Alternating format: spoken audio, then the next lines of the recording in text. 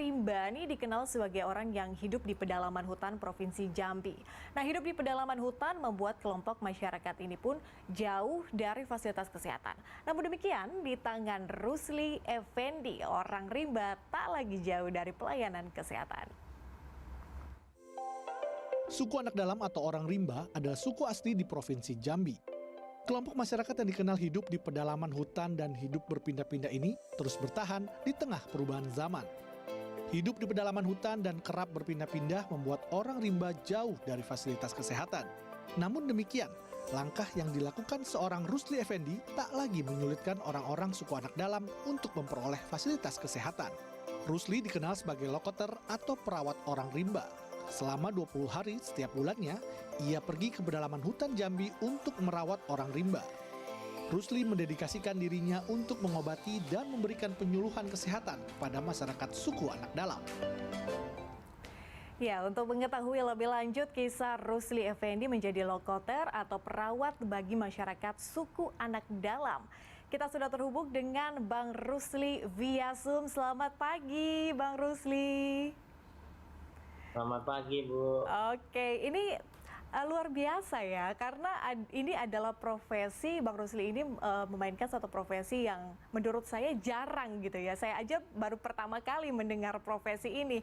Saya ingin tahu dulu nih, Bang Rusli, cerita awalnya atau cerita singkatnya seperti apa sih? Kenapa kemudian menjalani profesi sekarang ini? Apakah ini memang sudah cita-cita atau memang hanya berjalan saja pada saat itu? Iya, Bu. Awal ceritanya, dulu saya kan sebagai tenaga kesehatan di salah satu layanan kesehatan pemerintah, Bu. Nah, setelah itu saya berkeluarga dan jauh dari istri, saya memutuskan untuk berhenti dari pusat pelayanan kesehatan tersebut. Nah, setelah di situ, kami diberikan kesempatan gabung di KKI Warsi ataupun sebuah lembaga non pemerintah. Di situ saya mengenal orang rimba di situ, Bu. Nah, sebenarnya kalau di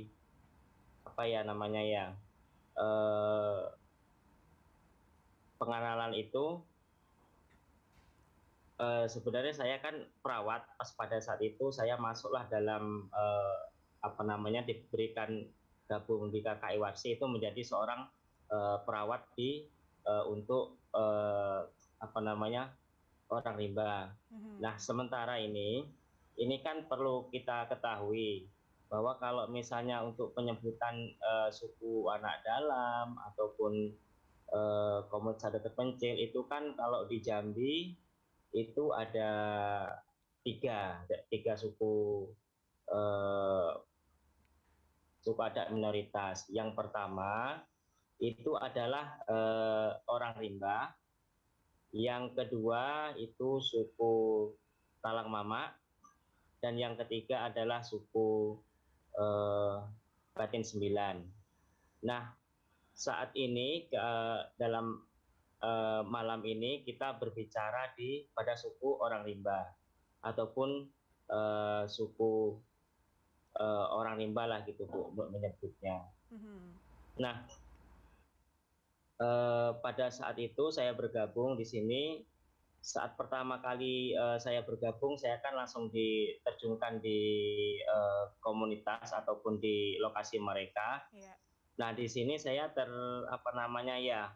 termotivasi di hati saya. Saya merasa bersyukur sekali. Saya melihat bersyukur yang sangat luar biasa, karena saya di sini dilahirkan tidak dalam kondisi mereka. Nah, di sini saya melihat mereka itu hidup dengan ruangan terbuka, rumah mereka tidak ada dindingnya, ukurannya kecil, mereka hidup dengan sebaya kecukupan lah gitu. Sangat jauh dari kecukupan itu, Bu. Mewah saja jauh ya, apalagi cukup ya. Iya. Nah, di situ saya terlintas bagaimana sih saya tergerak hati saya untuk mengabdikan diri saya sebaik mungkin untuk memberikan pelayanan kepada mereka. Nah, karena pada saat itu saya berkunjung ke mereka ini cukup jauh.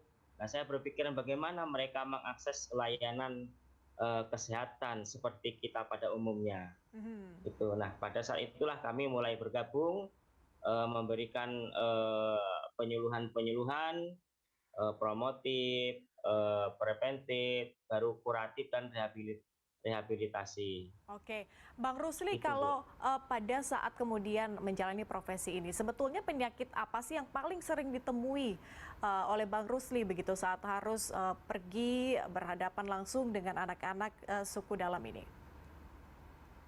Iya, Bu, terkait penyakit yang paling banyak sekali, Bu, itu adalah penyakit ISPA, diare, terus penyakit apa namanya ya, eh, apa namanya disentri. Nah, terus penyakit kulit. Nah, kalau kita apa namanya itu secara yang kasat mata, Bu ya. Terus beberapa waktu lalu kita ada eh, apa namanya ya bekerja sama dengan Dinas Kesehatan, Puskesmas dan lembaga Eijkman yang di Jakarta itu melihat apa namanya prevalensi untuk mengukur penyakit malaria sama hepatitis. Mhm, mhm. Nah, pada saat itu eh, setelah kita lakukan riset bersama tim Eijkman, eh, terdapat 23% ataupun 24 kasus malaria pada orang rimba. Mhm. Sementara untuk hepatitis itu sebanyak 33%. Nah, Oke. terkait penyakit menular lainnya, ini ada beberapa kita temukan, tapi belum kita lakukan riset bersama para pihak, Bu, ataupun misalnya kesehatan maupun lembaga-lembaga riset lainnya. Oke. Ini seperti penyakit hepatitis, apa tadi penyakit TBC, terus apa namanya ya, ada tiga macam tadi kalau untuk penyakit Mhm. menular yang telah kita lakukan identifikasi. Oke, Bang Namun Rusli. seiring berjalannya waktu, untuk di Indonesia ini kan ada apa namanya ya, menuju eliminasi malaria Mhm. maupun tuberkulosis paru. Nah, di sini nantinya perlu kita apa namanya ya, eh, dorong pemerintah untuk sama-sama kita eh, entaskan lah, Bu, gitu, Bu, Mhm, mhm. istilahnya itu, Bu, Oke, entaskan Bang Rusli, penyakit tapi menular pada pada orang rimba. pada saat kemudian memberikan edukasi kepada anak-anak ini, apa sih kemudian tantangan yang paling sering ditemui begitu ya oleh Bang Rusli saat kemudian harus memberikan edukasi kepada anak-anak ini terkait dengan mungkin hal-hal dasar seperti kebersihan mungkin? Oh, ya. Ya, pada awalnya, Bu, kita bergabung itu kan bahasa itu yang sangat sulit ya. Nah, di situ kita memberikan edukasi, kita pelajari dulu bahasa di mereka. Tentunya dengan adanya sudah bahasanya nyambung, ibaratnya seperti itu. Nah, terus kita memberikan edukasi tentang kesehatan, penyuluhan kesehatan itu adalah bagaimana menerapkan di kehidupan mereka itu yang apa namanya ya, yang terus kita lakukan seperti perilaku hidup bersih dan sehat. Mhm, oke. Tapi ini kan berarti kalau menuju ini berarti Bang Rusli ke pedalaman hutan Jambi, betul ya Bang ya? Iya, Nah, betul, Bu. persiapannya sebelum menuju ke pedalaman hutan Jambi apa saja sih? Adapun persiapan yang kita lakukan ataupun kita persiapan adalah yang pertama yaitu kelengkapan untuk konsumsi kita selama di lapangan.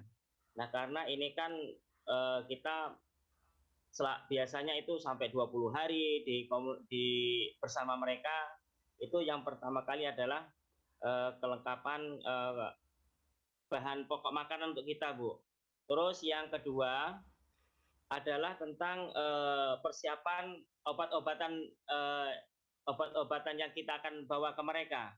Nah, karena kenapa ini kita persiapkan? karena jangkauan mereka sama layanan kesehatan itu cukup jauh. Dan apabila kita sudah masuk, oh ternyata ada obat ini yang kurang, itu yang memerlukan waktu lagi. Jadi betul-betul persiapan-persiapan obat-obatan itu kita persiapkan sedetail mungkin. Mhm. Tapi Gitu. obat-obatan itu dipersiapkan sendiri oleh pihak Bang Rusli atau mungkin ada bantuan lain? Mungkin ada dari keterlibatan pemerintah Provinsi Jambi, mungkin terkait dengan ketersediaan obat-obatan ini, atau seperti apa keterlibatan dari Pemprov sendiri? Oh iya Bu, awalnya kita obat-obatan itu kita beli sendiri. Mhm. Nah karena mengingat jumlah mereka yang banyak, kita juga minta eh, apa namanya dukungan dari pemerintah provinsi maupun kabupaten terkait obat-obatan. Biasanya kita mengajukan ke dinas-dinas kesehatan itu Bu untuk kebutuhan obat, Mhm. seperti obat, kelambu, terus alat tes malaria, itu kita minta ke dinas kesehatan. Mhm. Tapi ada pemeriksaan kesehatan yang dilakukan secara berkala tidak sih setelah melihat kondisi anak-anak di sana begitu? Apakah kemudian ada fasilitas kesehatan mungkin yang disiapkan oleh Pemprov secara berkala? Iya, awalnya fasilitator kesehatan Warsi itu yang ke dalam apa namanya menuju lokasi orang rimba. Terus setelah kita adakan kajian di mereka, baru hasil kajian ini kita sampaikan ke dinas kesehatan, baik itu dinas kesehatan provinsi maupun kabupaten.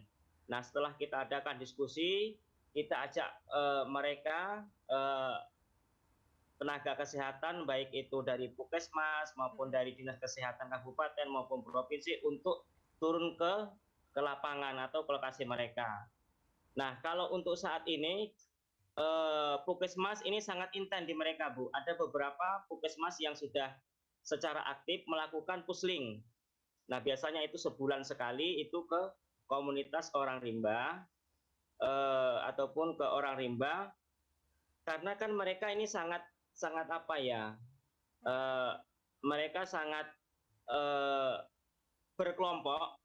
Nah, biasanya mereka terdiri dari beberapa kelompok, misalnya misalnya 5 kakak, kepala keluarga itu sudah membuat kelompok sendiri. Mhm. Nah, terus nanti ada misal 10 kakak lagi sudah membuat kelompok sendiri. Nah, itu yang biasanya memerlukan waktu yang agak lama. Mhm. Nah, biasanya kalau misalnya ada kunjungan dari Puskesmas ataupun layanan kesehatan terdekat, nah biasanya kita membantu untuk mengumpulkan mereka di suatu tempat, baru nanti ada kunjungan dari Puskesmas. Mhm. Dan di Kalau sini terkait tenaga kesehatan, ini sudah ada beberapa kabupaten lah yang sudah menyiapkan ataupun memberikan tenaga khusus ya, untuk orang rimba.